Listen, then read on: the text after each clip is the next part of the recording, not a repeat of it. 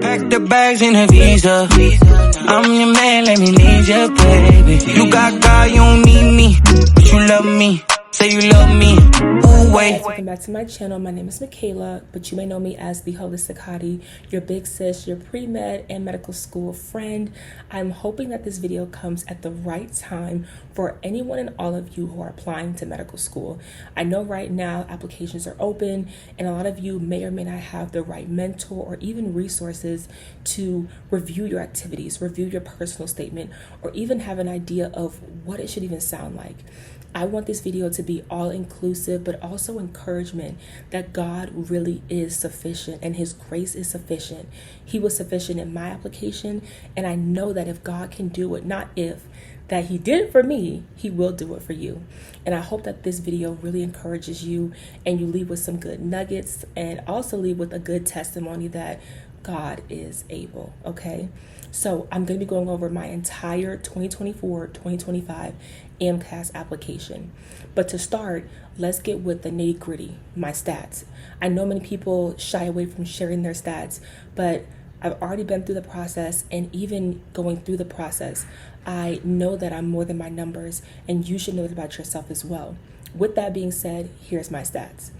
I went to Hillsborough Community College as a AA student, so I got my Associate of Arts in Medical Emphasis, and then transitioned to the University of South Florida, go Bulls, and received my Bachelor of Science in Biomedical Sciences. When I graduated, I had an overall GPA of a 3.28 and a science GPA of a 3.21. Then I matriculated into Tulane University School of Public Health and Tropical Medicine, where I had a 3.87 GPA. I did take a couple classes that could increase my GPA overall as an applicant, but my degree is mainly a Master of Public Health in Community Health Sciences. So I have my Associate of Arts in Medical Emphasis, my Bachelor of Science in Biomedical Sciences, and now my Master of Public Health in Community Health Sciences. I am still earning that degree, but at the time of my application, I was about 3 semesters into my program. So that's what I used to apply to medical school. Now my MCAT. I was a 4-time MCAT test taker. I did take my MCAT 4 times. On my 4th attempt, I scored a 491. When I first took my MCAT, I scored a 472, I believe, then a 484, then a 488, and then my 4th attempt was a 491. So you can see MCAT-wise, that's where I fell short because of my MCAT score. But after everything, I got a 491. So let's move into my personal statement, because that I believe is the biggest part of my application and why I got the responses that I did with my 2024-2025 AMCAS application. It was the week before Thanksgiving. I sat next to my father as a team of physicians informed us of my mother's condition. For as long as I can remember, my mother has always had trouble swallowing certain foods. Food was thick in her throat, leaving her gasping and in pain for what felt like hours. One night, the pain became unbearable, and despite anticipation about the cost, we piled in our minivan and rushed to the hospital. A physician explained that she would need an emergency procedure, one that came with many complications. My father held my siblings and I and began to pray. Streams of tears and sweat rolled down his face as he asked God to perform a miracle at that moment.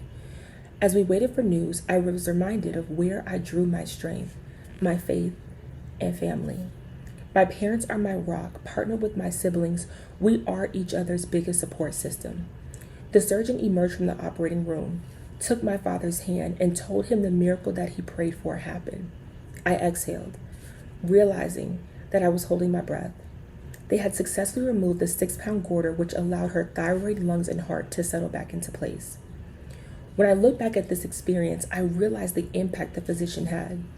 He not only treated my mother, but provided quality care that was attentive and responsive to my family's needs by speaking to my father in a way that was clear and respectful, despite their cultural differences.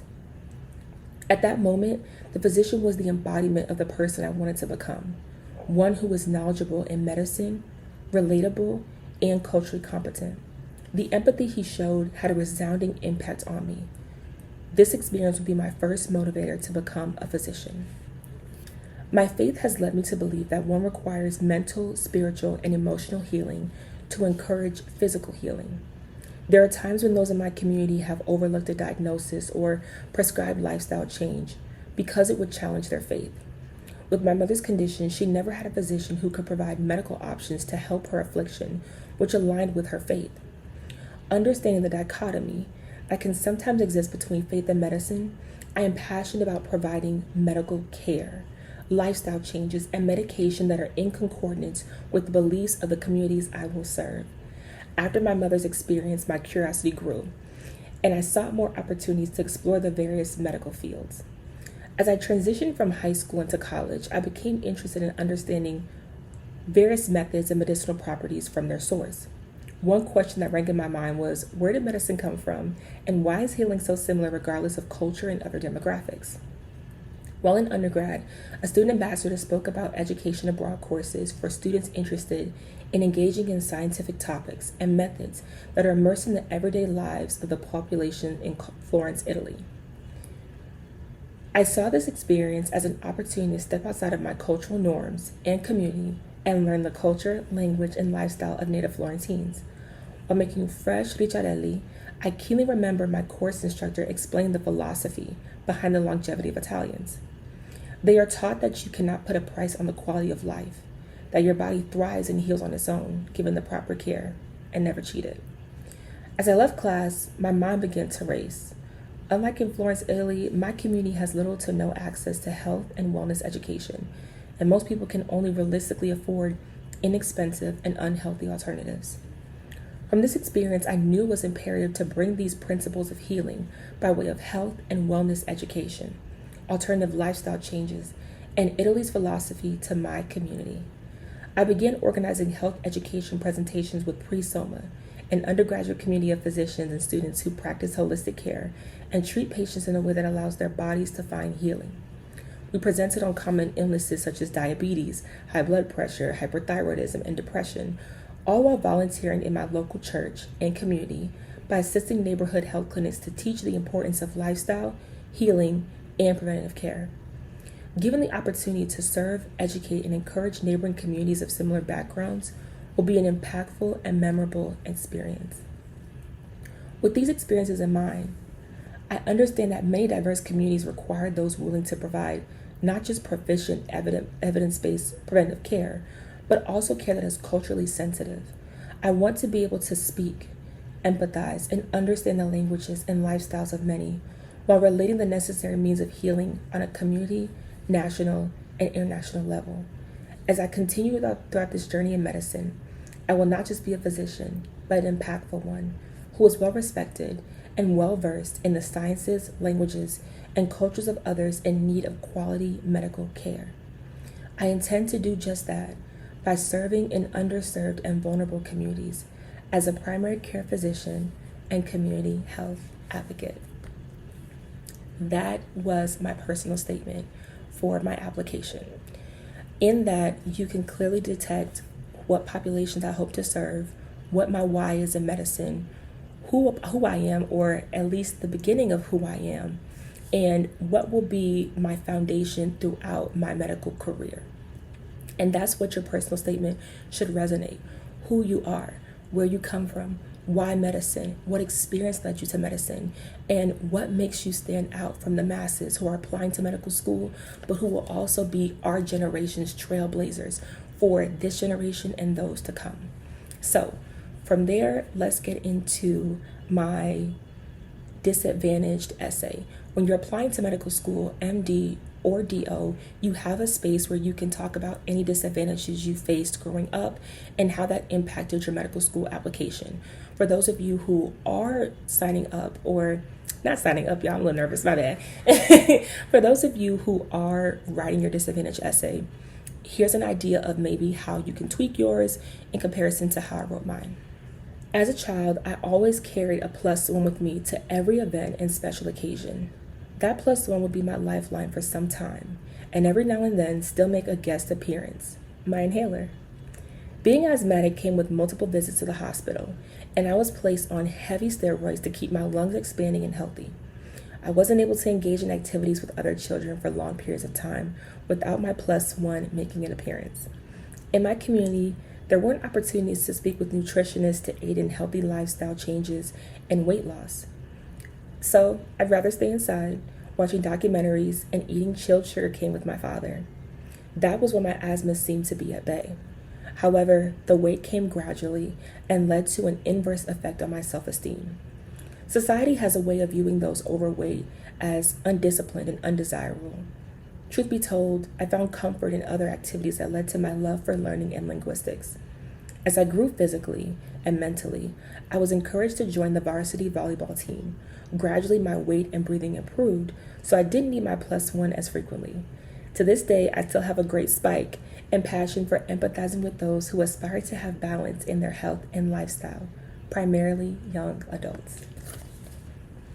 That was my impactful experience or disadvantaged experience. So in that, you can see, she loves primary care, but she also may be a good physician, pediatrician. She battled with weight, nutrition, all that kind of stuff just from this one section, okay? So I hope that gives you guys a good idea of how to write your impactful experience or disadvantaged experience. Now, let's move into the nitty-gritty, the activities part. So I'm going to start with shadowing, which is physician shadowing or my clinical observation, and give you guys a good kind of rundown of what I said with my application. So I shadowed a advanced heart failure and general cardiologist. So this is what I said in my application. While identifying an irregular rhythm, Dr. Blank piqued my passion for becoming a physician. Shadowing her, I learned extensively about cardiology and applied this knowledge as a certified electrocardiogram technician. Witnessing TEE procedures, echocardiograms, and patient interactions was fascinating. Seeing the heart visually and the movement of each valve reinforced my desire to become a cardiologist. This experience highlighted the importance of collaboration between technicians, nurses, and surgeons in a successful care team. Fascinated by the heart, I delved into pathophysiology, further fueling my passion for medicine while igniting my dedication to holistic patient care. Simple, okay? Next, going into a cardiac monitor technician. As a cardiac monitor technician, I continuously observed and documented cardiac rhythms, identifying and reporting arrhythmias. I collaborated closely with physicians and nurses, being the first to detect and communicate life-threatening irregularities. This role ignited my passion for cardiology as I ensured patient safety by monitoring vitals and educating nurses on dysrhythmias. My direct involvement in patient care and cardiac health solidified my commitment to medicine, motivating me to pursue a career where I can make a significant impact on patients' cardiovascular health. Okay. Next, I used this section as one of my most meaningful experiences, and I sectioned it as a hobby, as being the blogger and founder of TheHolistichottiee. Okay, so let's talk about it. This is my experience description. As the founder of TheHolistichottiee, I am deeply passionate about promoting holistic wellness and empowering individuals to prioritize their health. Through personalized wellness plans, educational resources, and community engagement, TheHolistichottiee advocates for comprehensive well-being, encompassing physical, mental, and emotional health. This initiative reflects my unwavering commitment to medicine by recognizing the profound impact of holistic care on overall health outcomes. Integrating this holistic approach into my future practice as a physician is not just a professional aspiration, but a deeply personal mission to ensure that every patient receives the highest quality care. And then I went into why it's my most meaningful experience. I vividly remember the moment I stumbled upon this idea for TheHolistichottiee. It was midnight, and I was engulfed in my textbooks preparing for another grueling MCAT study session. Amidst the chaos, a thought flickered, a spark of inspiration. Reflecting on my own challenges with medical school admissions, I realized the profound lack of representation and resources available to marginalized communities like mine, specifically Black women and vulnerable populations. Driven by a fervent desire to bridge this gap, I embarked on a mission to create a platform that would advocate for holistic wellness and empower individuals to navigate the daunting path to medicine. Thus, TheHolistichottiee was born, a blog site and YouTube channel dedicated to amplifying the voices of underrepresented groups in healthcare. As I poured my heart into this platform, I witnessed its profound impact. Messages of gratitude and testimonials from individuals inspired to pursue their dreams reaffirmed the significance of my mission. The lessons I've learned through the Holistic Hottie extend beyond academia. They are a testament to resilience, community, and unwavering dedication.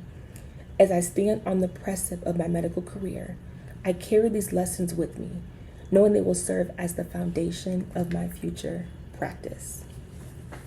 So that is what I wrote about as far as my hobbies and why it was a meaningful experience. Let's get into my AmeriCorps opportunity that I used in my application. As an AmeriCorps member with Metropolitan Ministries, I served as a first responder to individuals experiencing homelessness, assisting them in accessing healthcare, housing, and social services. I provided assessments, referrals, and basic need supplies while participating in community outreach events. This role taught me the importance of compassion and comprehensive care, especially during COVID-19. I took this information and presented my findings on clients' diverse needs to community partners. Hearing client stories of overcoming challenges reinforced my commitment to medicine as I aim to provide empathetic, holistic care to underserved populations in my future clinical practice. So let's get into the research aspect. So I did participate in 2 research opportunities, and here's how I wrote about them. Researching the connections between past generational and present time trauma from environmental, behavioral, and biological factors in marginalized communities. By learning about the past of these communities, I was able to understand more about the history of African American communities and partnering allies in their quest for emotional, mental, and physical healing. By sourcing various resources within neighboring and distant communities to present monthly within the community via blog posts or online sessions, leading to a partnership with a local acupuncture clinic geared to stimulating the body's natural healing abilities by promoting physical and emotional well-being. This opportunity was one that was very close to my heart because this was during the Black Lives Matter movement, and I really began to learn more about my culture, my heritage, and just what all my people have experienced in America since being brought here. And I really enjoyed learning about our traumas, our behaviors, and just how that all ties into our health outcomes. And so writing this part was really impactful for me going into my passion for social justice and health equity. Now I'm going to transition into the research I did with Vanderbilt University as a translational urinalysis research assistant. And this is how I wrote about it. Working closely to understand the molecular pathogenesis of uropathogenic E. coli, UPEC, by investigating the role of Actinotypnium shalei in urinary tract infections. By collaborating and using serial cloning, protein analysis, and published findings to accurately distinguish our results. This data was used to discover various experimental designs for future clinical studies and advancements in scientific research. The role encouraged the importance of being well-versed in both clinical and research-intensive aspects of medicine to ensure efficient patient care. Simple, real simple. That is how I wrote about my experience with Vanderbilt, and was one of the most impactful experiences on why I would love to get into clinical research and maybe even in the future get a PhD. We'll see. Next, I'm going into leadership and working as a mentoring and medicine intern. Okay. So here's how I wrote about it. A newly introduced nonprofit organization designed to increase the competitiveness of aspiring health professionals from disadvantaged backgrounds. As a co-facilitator, my duties range from academic advising and debt management and creating scholarship databases specific to their major and interests. By creating a problem-based learning curriculum, students learn the importance of collaborating and using interpersonal skills when presented with real-world scenarios. I enjoy presenting various opportunities that would aid in their success and return to their communities as effective mentors themselves. This moment encouraged my newfound passion for academia as a future educator. So next, I will speak about my teaching, tutoring, and teaching assistant position that I had during COVID. COVID-19 put many students and educators in an unusual bind while transitioning from the traditional classroom setting to an online one. Noticing this change, I seized the opportunity to use my educational background to help students persevere despite their present obstacle. It was clear that students had content gaps. They needed someone who could dedicate time to not only respond to their learning styles, but also build their confidence with additional practice questions. Most importantly, providing a safe space for students to seek help, allowing them to gain control of their learning path. Next, I'm going to talk about the Global Citizens Project Award, as I was a recipient for it, and how I noted that award. Global Citizens Project is a university-wide initiative program aimed to prepare for success in today's interconnected world. The project promotes social, economic, and environmental sustainability by the United Nations. The intention is to enhance cultural, global, and interpersonal relationships in higher education and professionalism. I fulfilled this requirement by researching the ancient and modern-day history of Florence, Italy, as an introduction to developing global needs. This experience broadened my understanding regarding social justice, gender equity, environmental sustainability, economic quality, and equal opportunities for quality education and healthcare. So that is how I wrote about my award and how I earned it while doing study abroad as a pre-med student, okay? So if you had any study abroad opportunities where you received awards or any type of scholarships, you can include that in your personal statement and still speak about your passions of becoming a physician while also being multifaceted, okay? Next, I'm going to talk about my physician shadowing experience where I shadowed my ophthalmologist. Shadowing an ophthalmologist is very different from your routine eye exam, and Dr. Blank provided this to be true. Seeing the physician take the physiology of the eye from a retinal camera and align the results with the patient's symptoms was fascinating. In his practice, diabetic retinopathy and glaucoma were the most common diagnoses, as the population was predominantly African American. Hearing the intent to connect lifestyle and treatment options between patient and provider was intriguing, as the patient's understanding of their diagnosis was pivotal in my approach to patient care. This was one of my most exciting shadowing experiences because I was able to really see the window to the soul, which is the eyes. So if you're a shadowing ophthalmologist or interested in ophthalmology, you can literally use it as a template to help you explain your love and passion for shadowing as well as going into the profession of being an ophthalmologist. So with that, let's get into my next most memorable experience, which is my Science in Florence study abroad program, and how I wrote about it as an A description and then my most meaningful experience remarks. So let's get into the experience description first. While studying abroad, I was moved to learn Italian to truly understand the relationship between food and community as a representation of conviviality in Italian culture and society. This exposure rang as my instructor explained the duality of health, food consumption, and stress being factors in your quality of life. This newfound philosophy solidified my interest in learning the importance of interconnecting the mind, body, and spirit of an individual as a whole. Overall, the experience elicited personal growth and gave me a positive outlook on life, society, and the community. While making fresh ricciolelli with my instructor one day, she explained that Italians see life as precious and you cannot put a price on the quality of life, that your body thrives and heals on its own given the proper care. Never cheated.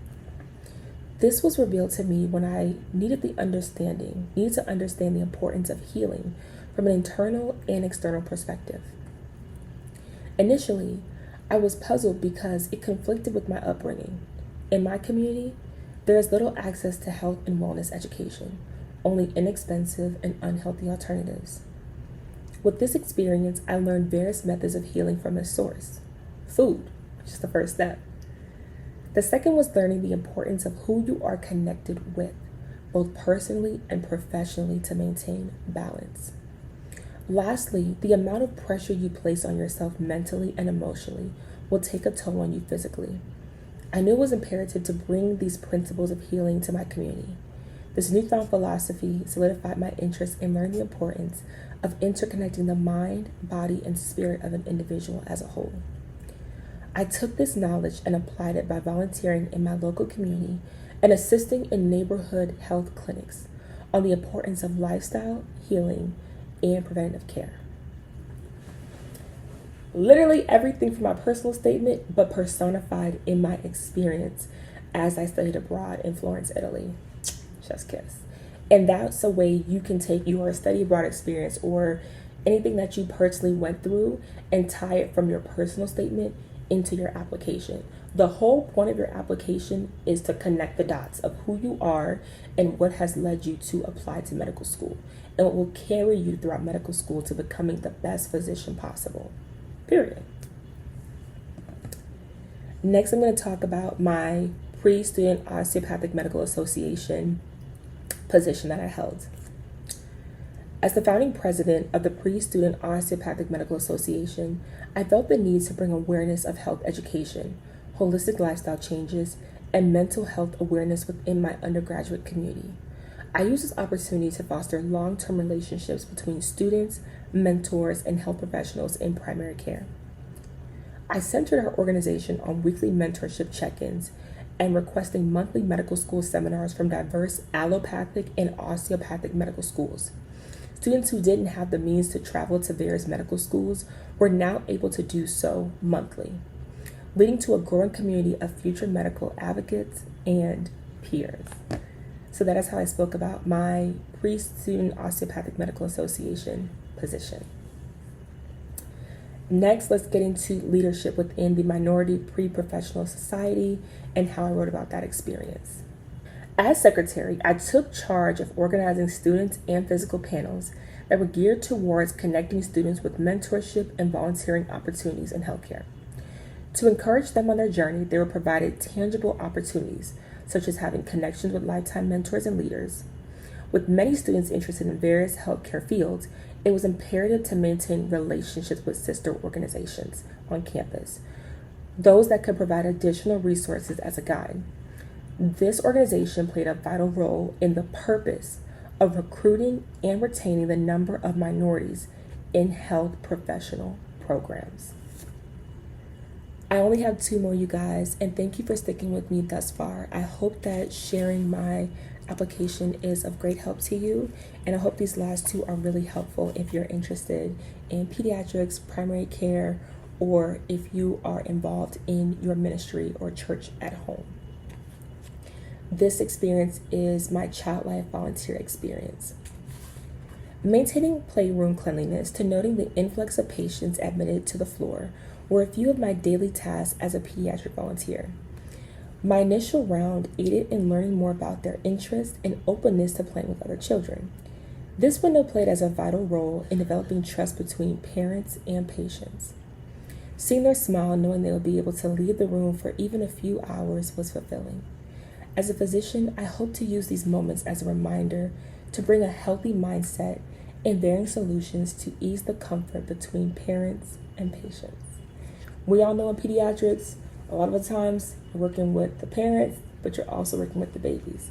So I believe this is a good example of showing that I have the duality to do both as a future primary care physician and potential pediatrician or pediatric cardiologist. We'll see what God says. Let's go to the last one, which is being a praise and worship leader. For those of you who don't know, I'm very active in my church. As I was from a little girl, I was involved in the praise and worship team. So I wanted to write about that in my personal statement and my overall application, because for me, faith is everything, and my relationship with God is the foundation of everything in my life. So I didn't want to hide that in my application. I wanted it to be very forefront, and for you to know that if you get me in your medical school, we're gonna talk about Christ, period. So let's talk about my last experience. Having a relationship with Jesus Christ has always been a part of who I am and plays a powerful role in my life. My faith has fostered my love for service, deep moral beliefs, and strong core values. Meeting people of diverse cultural backgrounds helps strengthen my communication skills, empathy, and ability to connect with individuals from different walks of life. I use my voice as an instrument of peace to ease the anxiety of the week through worship music. Seeing the relief of my congregation as we worship always provides constant strength and clarity. In medicine, this outlet will keep my mind, body, and spirit at peace during demanding times. So from that, those are all of my activities, all of my experiences, my entire personal statement, and my stats. So now I'll get into what schools I applied to. To preference, this was my second time applying to medical school. When I first applied to medical school, I applied MD and DO. This time around, I applied MD. I was halfway through my DO application when I got my MCAS score, and I realized, baby, that 491 ain't cutting it. So I stopped applying DO. I just trashed that application and applied Caribbean. So I applied MD, but also Caribbean, which are also MD programs. So that is what I'm going to be talking about in terms of the schools I applied to.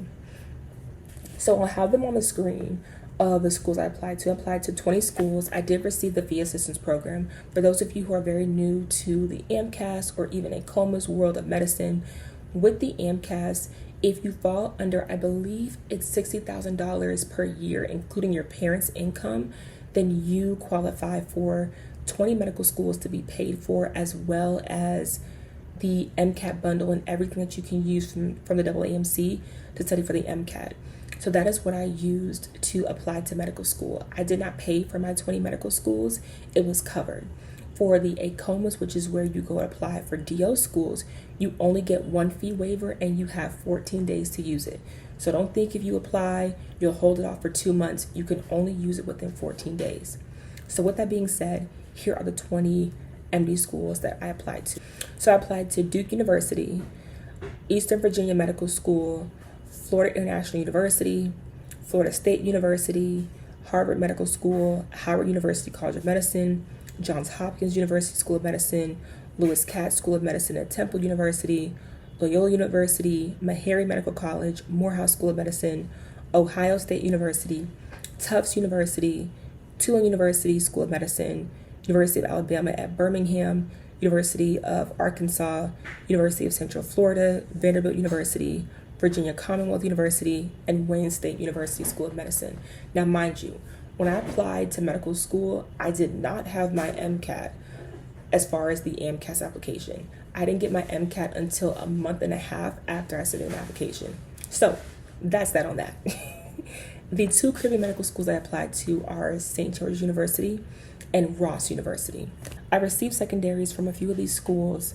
I'll have to look back in the arsenal and see who it was, but I do remember receiving my first interview, which was from Ross University School of Medicine in Barbados, and that interview went very well.